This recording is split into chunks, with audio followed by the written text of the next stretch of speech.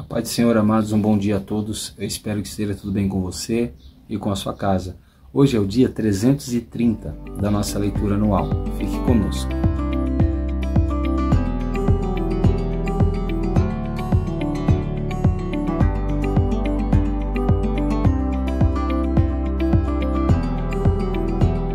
Bom, amados, nós estamos estudando a primeira carta de Paulo aos Coríntios e a nossa porção diária de hoje vai do capítulo 5 até o capítulo 7.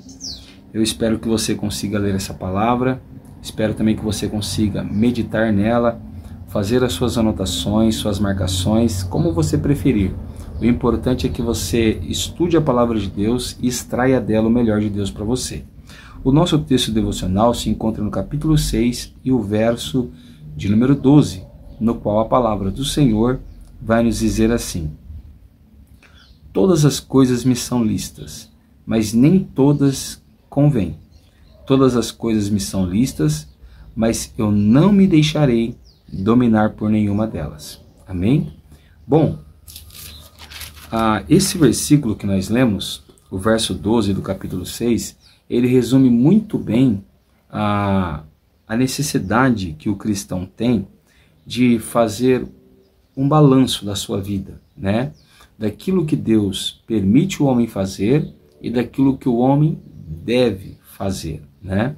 Porque nem tudo que eu posso fazer, eu devo fazer. E muitas das vezes, muitas coisas que eu devo fazer, eu não quero fazer, né? Nós já vimos isso lá na carta de Romanos, que a nossa carne deseja servir o mal, mas o nosso espírito deseja servir o bem. E assim, muitas das vezes, nós realizamos obras que Deus não quer que nós façamos, mas que a nossa carne deseja muito fazer. Bom, no capítulo de número 5, nós temos o primeiro problema desses, que nós lemos no verso 12. Todas as coisas me são lícitas, mas nem todas me convêm. É importante nós entendermos que a palavra lícito aqui significa permitido, né? E a palavra convém significa ser apropriado, né? Ou ser próprio, ser útil. Ou seja, todas as coisas me são permitidas, ou seja, eu sou livre para fazer o que eu quero. Mas nem todas as coisas vão ser úteis para mim, vão ser próprias para mim, né? Para mim que sou cristão, que sou servo de Deus. Então, no capítulo de número 5, nós temos a primeira imoralidade, aquilo que quebra a moral do homem dentro da igreja de Corinto. Fora os problemas de brigas e discórdias e invejas que tinha entre os irmãos, preferências de pregadores e de líderes, dentro dessa igreja tinha um rapaz que tinha relações com a sua própria madrasta, né? Com a esposa do seu próprio pai. E a igreja se comportava como se aquilo não estivesse acontecendo ou como se fosse normal. E nós aprendemos duas coisas muito interessantes aqui nesse texto. A primeira é que a disciplina sobre um pecador que não se arrepende na igreja, ela é necessária. Às vezes os pastores querem disciplinar pessoas que se arrependeram, que se converteram e que não querem mais praticar aquelas obras. E outros pastores, por outro lado, não disciplinam ninguém, né? Por mais grave que seja o pecado que a pessoa cometeu, ela permanece na igreja sem disciplina nenhuma. E Paulo diz que essa pessoa deve ser afastada do membro do corpo da igreja. Por quê? E ele explica. No verso 6, vai dizer assim: não é bom esse orgulho que vocês têm. Por acaso vocês não sabem que um pouco de fermento leveda a massa toda? Joguem fora o velho fermento, para que vocês sejam nova massa, como de fato já são sem fermento. Pois também Cristo, nosso Cordeiro Pascal, foi sacrificado. Por isso celebremos a festa não com fermento velho, e nem com fermento do mal e da maldade, mas com pão sem fermento, o pão da sinceridade e da verdade. Aqui ele está usando como figura o pão da Páscoa, né? Que era aquele pão sem fermento, sem mistura, para ele não se inchar.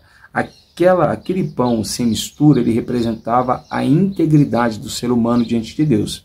Então ele está dizendo aqui que um pecador que não se arrepende, mas que tem prazer na prática do pecado dentro da igreja, ele vai fazer os outros cristãos se sentirem no direito de cometerem os mesmos pecados ou outros pecados que eles têm o desejo.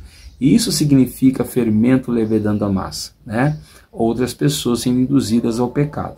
Então, quando nós tiramos o pecado da igreja, a igreja permanece íntegra, sem nenhum pecado, né? É interessante que Paulo diz que nós devemos julgar não as pessoas que estão fora da igreja, como os ímpios, os não convertidos, que o crente gosta muito de fazer isso, né? Por sinal, vai que um puxãozinho de orelha. Então não é o seu tio que bebe, que não é crente, que você deve julgar. Não é a sua prima que gosta do baile funk, mas ela não vai na igreja, que você deve julgar. Não, você deve julgar o teu irmãozinho lá de dentro da tua casa, que frequenta a igreja, que vai na igreja, mas que gosta de praticar coisas imorais. O nosso filho, que muitas vezes nós vemos lá na igreja cantando no grupo de jovens, mas praticando coisas erradas, e nós não corrigimos. Então nós temos que corrigir aqueles que fazem parte da igreja, mas que vivem na prática do pecado, e não o pecador que está lá no mundo, que ainda não se arrependeu, certo? E é interessante que o verso 9 nos mostra que essa carta que nós estamos lendo, conhecido como a primeira carta de Coríntios, não é a primeira carta que Paulo envia para essa igreja. Então, Paulo já tinha enviado outra carta, falando sobre os mesmos tipos de pecados, o que mostra que essa igreja era uma igreja de coração duro, demorava para se arrepender e para se converter, né? A igreja de Coríntios era extremamente carnal. Então, essa, na verdade, se a primeira carta não tivesse sido perdida, essa seria a segunda carta que Paulo escreve para essa igreja. Então, assim, nós teríamos uma primeira, uma segunda, uma terceira e uma quarta carta à igreja de Corinto. Nós vamos aprender isso lá na segunda carta. Então, nessa carta aqui, Paulo está relembrando assuntos que ele já tinha escrito numa outra carta. Está escrito aqui no verso 9. Na outra carta, eu já escrevi a vocês que não se associassem com os impuros, certo? E aqui ele vai explicar que esses impuros que nós não devemos nos associar não são os ímpios, são os cristãos que vivem na impiedade. Porque ele fala assim, se por acaso, pois diferente do que nós pensamos, se nós não queremos nos associar com as pessoas não convertidas, então nós não deveríamos estar nesse mundo, segundo o apóstolo Paulo. E precisamos trabalhar, precisamos estudar, né? Então não é das pessoas não crentes que Paulo está falando, ele está falando de crentes que vivem na prática do pecado, né? Com esses nós não devemos nos associar e nem comer sequer, por exemplo, uma pizza depois do culto e ver aquele crente falando coisas imorais para nós, né? Depois no capítulo 6, Paulo vai falar sobre duas coisas. A primeira delas é sobre a questão das causas judiciárias, que tinha naquela igreja pessoas que tinham comprado algo aparentemente e não tinham pago, e que os irmãos estavam levando essas pessoas diante dos juízes, né? Que era uma tradição dos gregos e dos romanos, de julgarem as causas. E Paulo vai dizer que os cristãos, deveriam pelo menos ter mais capacidade do que os juízes terrenos de julgar qualquer tipo de causa, e inclusive causas judiciárias. E quando um cristão não consegue julgar problemas simples assim, se torna vergonhoso. Então Paulo coloca aquele texto que é extremamente importante, né? Que ele vai dizer assim, a partir do verso de número 7. O simples fato de moverem ações uns contra os outros já é completa derrota para vocês, porque não preferem sofrer injustiça, porque não preferem ficar com um prejuízo. Então vamos lá. Ele está falando aqui de alguém que entra com ação judiciária contra um cristão, fazendo isso contra outro cristão. E na atualidade nós estamos vendo pastores fazendo isso com outros pastores. Vai completamente fora do que a Bíblia nos ensina. Por aí você deve analisar o local onde você frequenta, certo? Então ele diz que um crente nem deve fazer isso contra outro crente. Se for possível, Paulo diz que nós temos que preferir ser prejudicados, sair no prejuízo, sair perdendo, do que envergonhar o nome de Cristo Jesus porque um irmão não conseguiu nos pagar. Olha o nível de maturidade que o cristão tem hoje, né? Então no verso 8 ele continua: mas vocês mesmos cometem injustiça e causam prejuízo, e isto aos próprios irmãos. Ou vocês não sabem que os injustos não herdarão o reino de Deus? Aí aqui ele está puxando a orelha do irmão que comprou e não pagou, né? E ele vai dizer mais: não se engane, nem imorais, nem idólatras, nem adúlteros, nem afeminados, você sabe do que ele está falando aqui, nem homens sexuais, nem ladrões, nem avarentos, nem bêbados, nem maldizentes, nem roubadores herdarão o reino de Deus. Então aqui ele coloca uma lista de pessoas que não vão entrar no céu. E essa lista é muito importante, porque nos nossos dias, certos tipos de pecados que estão aqui nessa lista estão sendo aceitos pelas igrejas e não deveriam. A igreja terrena pode aceitar, mas o céu não vai aceitar. Isso é uma realidade, e aqui nós não estamos querendo ser grossos, arrogantes, não. É a Bíblia Sagrada. Amém, amados? Bom, depois Paulo vai nos estimular a fugir da imoralidade. O que é imoralidade? São práticas sexuais não permitidas. Por exemplo, a relação fora do casamento. Por exemplo, um homem que ainda não é casado e que a cada dia tem uma relação com uma mulher, principalmente sem o fato de ter se casado com ela. Então Paulo chega a dizer que, por acaso nós não sabemos que quando o homem se deita com a mulher, ele se une a ela. Imagina aí as pessoas que gostam de deitar cada dia com uma pessoa diferente. Quantas pessoas ela já não se uniu, né? Então no capítulo de número 7, Paulo vai falar sobre o casamento. E a primeira coisa que ele fala sobre o casamento é que o casal tem que entender que o corpo do homem não é dele, é da mulher. E o corpo da mulher não é dela, é do homem. E ambos não devem se negar um ao outro. E Paulo diz mais, que ambos não devem se afastar por muito tempo. Por quê? Porque Satanás pode se aproveitar e se aproveita desse afastamento para poder tentar os irmãos. E ele diz que até no caso de jejum e consagração, deve ter um consentimento mútuo. Então vamos entender que talvez o homem queira jejuar, mas a esposa não quer, ele não deve, porque ele tem que estar unido com ela. E Paulo vai dizer mais, né? Ele vai dizer que isso daqui é extremamente importante para que o casamento se mantenha de pé. Muito novamente o contrário do que nós temos feito hoje, nos afastando do cônjuge, estando longe do cônjuge, evitando o cônjuge, dizendo não para o cônjuge. E isso vai contra os preceitos bíblicos do casamento. Depois ele vai dizer um conselho prático: o solteiro deve permanecer solteiro e o casado deve permanecer casado. Ou seja, Deus é contra o divórcio. Aí ele vai nos aplicar um ensinamento muito poderoso, né?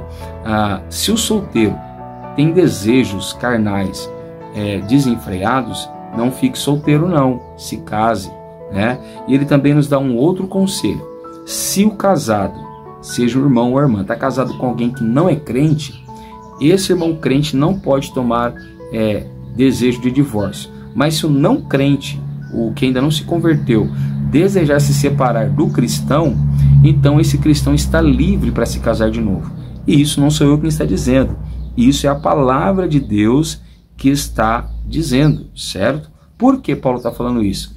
Porque o cristão não sabe se o não crente vai se converter. Deus não dá garantia disso, de que uma esposa que tem um marido não crente, que ele vai se converter.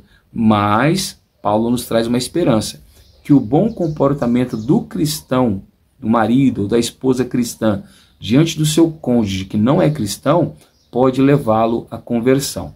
Então, vamos supor que eu estou casado com uma esposa não cristã. Não é de tanto eu convidar ela para ir na igreja, ou de tanto falar para ela, que ela vai se converter, não. É pela minha conduta, pelo meu comportamento diariamente dentro da minha casa, certo?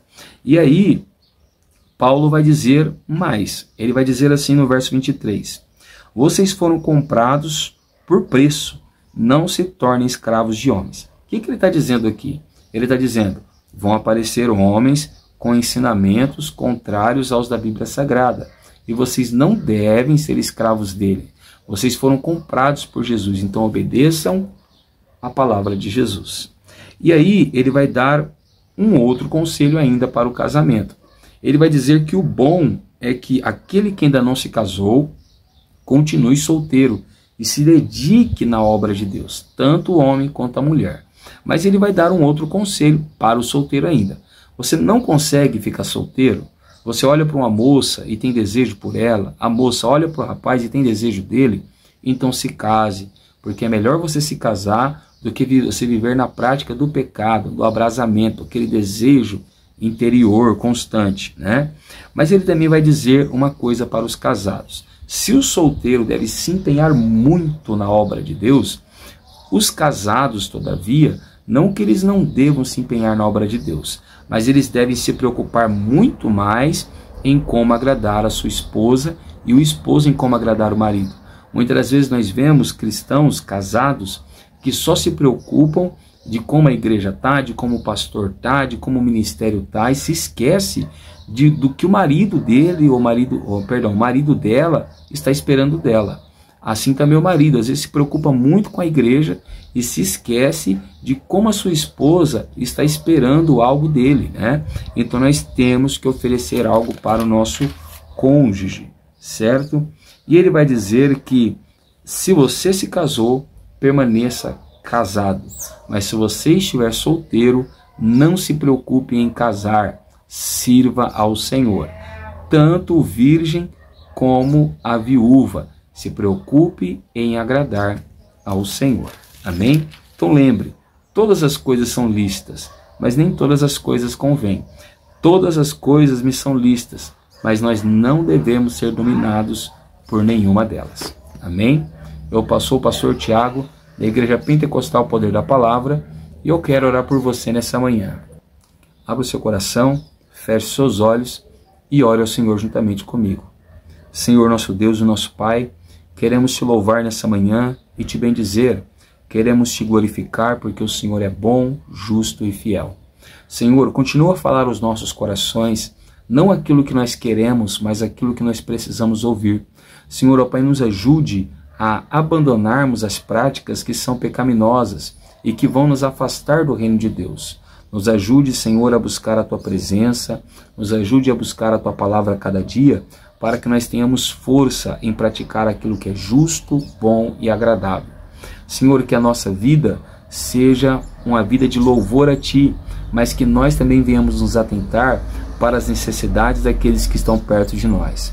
Que os casados tenham o bom entendimento de como viver uma vida conjugal, em agradar a esposa, em agradar o esposo, mas que os solteiros tenham um bom entendimento de que eles podem servir muito mais a Deus e que assim eles se empenhem na obra e no trabalho do Senhor. É assim, Senhor, que nós te pedimos para que o nosso lar seja uma bênção. Em o nome do Senhor Jesus. Amém. Se você tem gostado desse trabalho, deixe o like, compartilhe e se inscreva. Assim você pode estar abençoando alguém e abençoando também a sua vida. Que Deus te abençoe, fique com Ele e tenha uma ótima terça-feira.